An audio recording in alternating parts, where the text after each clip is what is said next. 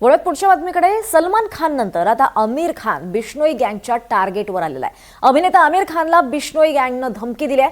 Social मीडियावर post करत आमिर खानला धमकी देण्यात आली आहे.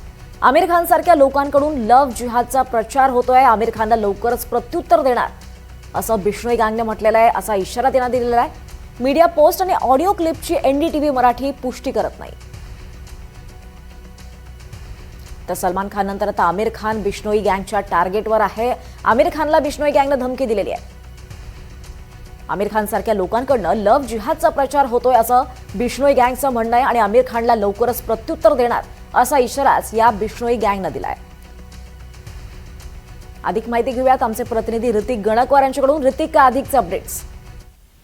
असंच आपण बघतोय की आमिर खानने तिसरं लग्न केलेलं होतं. त्यानंतर आमिर खान जो आहे तो खूप चर्चेत आलेला होता आणि अशाच प्रकारे हे जे तिसरं लग्न त्यामुळं लॉरेन्स बिश्नोईच्या टार्गेटवरती तो आलाय का काय असा प्रश्न या निमित्तानं उपस्थित होतोय. कारण की एक फेसबुक पोस्टद्वारे बिश्नोई जो आरजोई आहे यांनी थेट आपण बघितलं तर आमिर खानला धमकी दिलेली आहे. जे तिसरं लग्न वगैरे करतोय ते आमच्या धर्माच्या विरोधात आहे, हिंदू धर्माच्या विरोधात आहे, आम्ही तुला बघून घेऊ अशा पद्धतीची ही पोस्ट आहे ती आपण बघितलं तर फेसबुकद्वारे करण्यात आलेली आहे.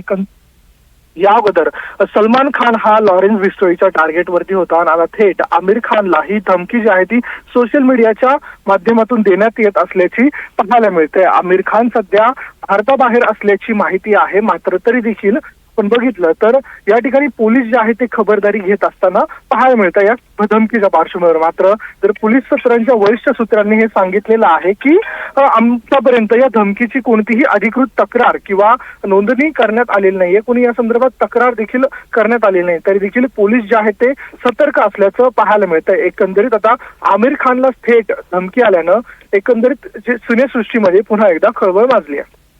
निश्चितच ऋतिक, धन्यवाद या सगळ्या सविस्तर माहितीसाठी.